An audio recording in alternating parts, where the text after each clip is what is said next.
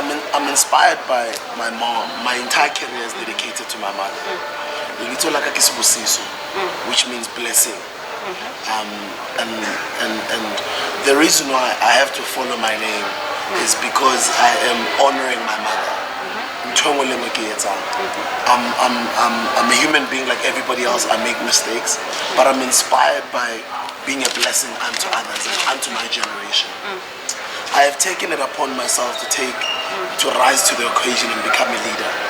And I've acknowledged that whether I like it or not, a lot of people that are in the public eye, for some reason, they become role models to a lot of young people, whether good or bad role models, but young people nationwide, millions of young people look up to, call it celebrities. When we were growing up, the people we looked up to were criminals.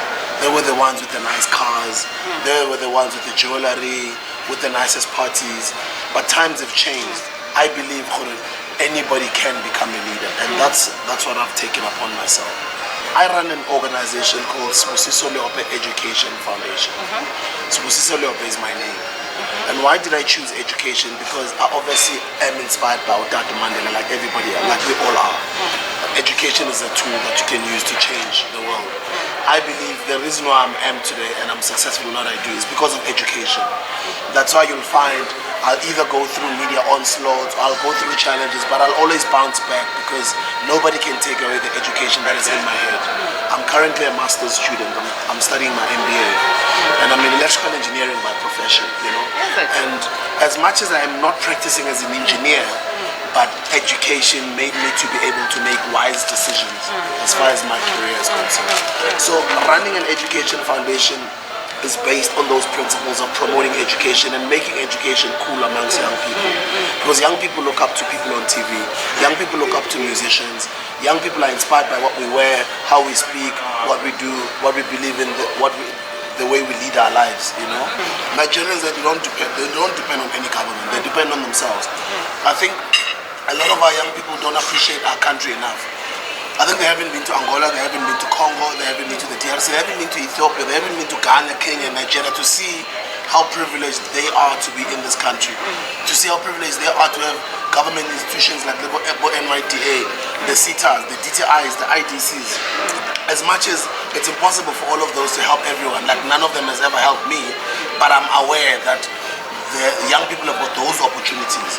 Unlike in other African countries where it's difficult to go to the government and ask for assistance and ask for money, we've got those opportunities more high.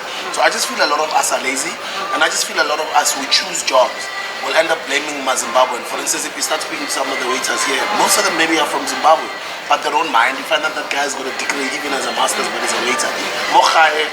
If we don't go out get so I just feel a lot of us are lazy and we don't have that culture of doing things for myself. And doing things for yourself and getting up, that is entrepreneurship. Because you're not lazy. You believe you can turn nothing into something. And that's the type of person that I am. And that's how I started my career. Even the music industry, my mom said, I give out entertainment thing was now the ammunition school. Can you do us a favor, school when we can bless you, we can do whatever you want to do. And that's when I did my electrical engineering qualification. But while I was doing my electrical engineering qualification, I dropped out and I went to look for a job. But the job that I found was a door-to-door sales job. That's when I learned to greet people, to face my fears and speak to different strangers, to sell them products. That's when I learned rejection. That's when I learned to be sworn at and be told, this product is bad, you're not good enough, hey, whatever.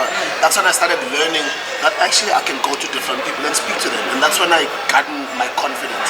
And after I raised some money working there for about a year and a half, I went back to Koskolong, my electrical engineering, and then from there, afterwards, I went into entertainment. But also in entertainment, I didn't get in as an artist that was going to be signed. I got in to start my own record company, TK. And that's what's different about us, because nobody gave us any funding, nobody borrowed us any money, nobody gave us anything. We had to get up and go record, look for a producer, look for a studio, make deals there, promise those ones we'll pay you guys later, after this, after that. We ran around to start a record company, and our first artist was Mzereze. Yeah.